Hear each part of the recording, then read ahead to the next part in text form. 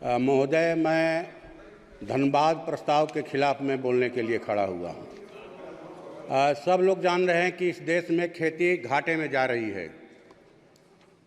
बढ़ते महंगाई के कारण, लागत सामग्रियों के कारण खेती में किसानों को घाटा हो रहा है और जिन भूधारी किसानों के पास या भूस्वामियों के पास रोजगार का दूसरा विकल्प है, वो खेती नहीं करना चाहते, वो अपनी खेती बटाई पर लगा रहे हैं, मनी पर दे रहे हैं, पट्टे पर दे रहे हैं। तो घाटे की खेती का भार देश के बटाईदार किसानों ने अपने कंधों पर उठा रखा है, लेकिन उन्हें किसान नहीं समझा जा रहा है। जो कृषि बजट है हजारों करोड़ का, उसका लाभ उनको पहचान पत्र के अभाव में नहीं मिल रहा है। इसलिए मैं आपके माध्यम से सरकार से गुजारिश करूंगा कि जॉब कार्ड की तर्ज पर वो बटाईदार किसानों को पहचान पत्र दें, ताकि उन्हें भी कृषि की हर सुविधा मिले और देश की खेती में उनका उत्साह बढ़े।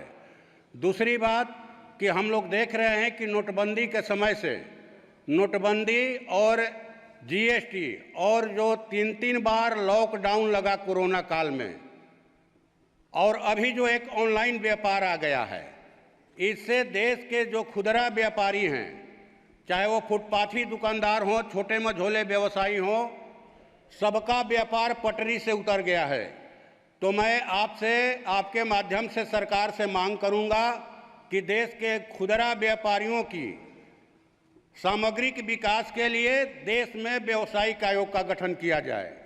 तीसरी बात महोदय कि अभी त्वरित न्याय और अपराध नियंत्रण के नाम पर जो 3 फौजदारी कानून बनाए गए हैं, मैं समझता हूं कि देश के संविधान में जो भारत के नागरिकों को अभिव्यक्ति की आज़ादी का अधिकार दिया गया है, ये उसका सीधा सीधी उल्लंघन है।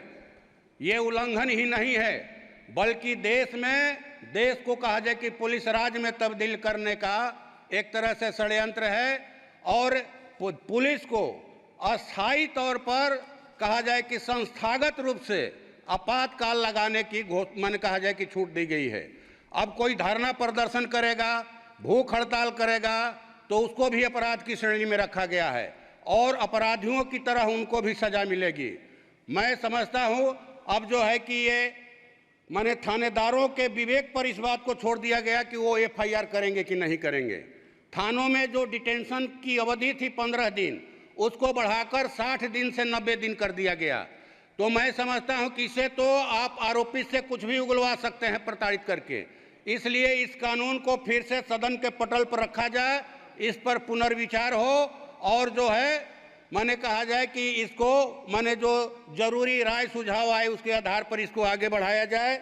और हमारे यहाँ खेती जो है सोन नहरों के आधार पर होती है। जिले के दक्षिणी इलाके में सोन नहरें हैं जो करीब 150 साल पुरानी हो गई हैं। उन नहरों का पक्कीकरण करवाया जाए और बिहार, झारखंड और उत्तर प्रदेश सरकारों के बीच में हमारे यहाँ सोन नदी में कदवन जलाशय अटका हुआ है। इसके लिए सरकार पहल करके उस कदवन जलाशय योजना को पूरा कराए। हमारे यहाँ जिले के दक्षिण उत्तरी इलाके में सर गंगा नदी है। गंगा नदी के किनारे जो गांव बसे हैं, हर हमेशा उनमें कटाव होता है। तो कटाव के रोकथाम के लिए ठोकर बांध का निर्माण किया जाए और भयानक आगलगी होती है। पंचायत लेवल पर फायर ब्रिगेड गाड़ियों का इंतजाम किया जाए। मैं आपके माध्यम से सरकार से ये मांग करता हूं। और जो है आपको ये जो सहारा इंडिया में हमारे यहाँ तो सर जी आप बस खत्म कर रहे हैं सर। सहारा इंडिया में गरीबों का भारी पैसा फंसा हुआ, लोग अपने बच्चों के भविष्य के लिए, शादी विवाह के लिए, और हमारे माननीय गृह मंत्री जी ने भी आश्वासन दिया था कि हम पैसा दिलवाएंगे। तो सहारा इंडिया में जिन निवेशकों का पैसा फंसा है उसको सर वापस दिलवाया जाए। गरीब बेसब्री से इंतजार कर रहे हैं।